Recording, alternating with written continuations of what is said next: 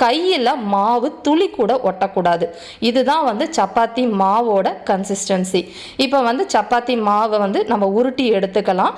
உருட்டுறதுன்னு பார்த்தீங்கன்னா நான் இன்னைக்கு உங்களுக்கு என்ன சைஸில் என்ன சைஸில் நீங்கள் வந்து போட போகிறீங்கிறது உங்களோட விருப்பம்.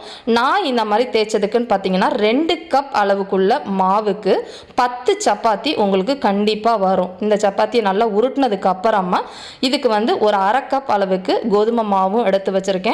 நம்ம தேய்க்கிறதுக்கு கட்டையும் சப்பாத்தி கட்டையும் எடுத்து வச்சுக்கோங்க.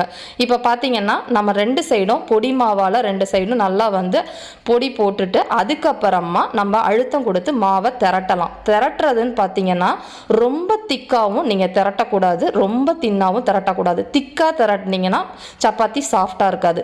ரொம்ப மெல்லிஸாக தேய்ச்சிட்டிங்க அப்படின்னா மொறுன்னு உங்களுக்கு முறுக்கு மாதிரி ஆகிடும். நல்லா வந்து மீடியமான 1 இன்ச்சு சைஸுக்கு இந்த அளவுக்கு தேய்ச்சிட்டு ரொம்ப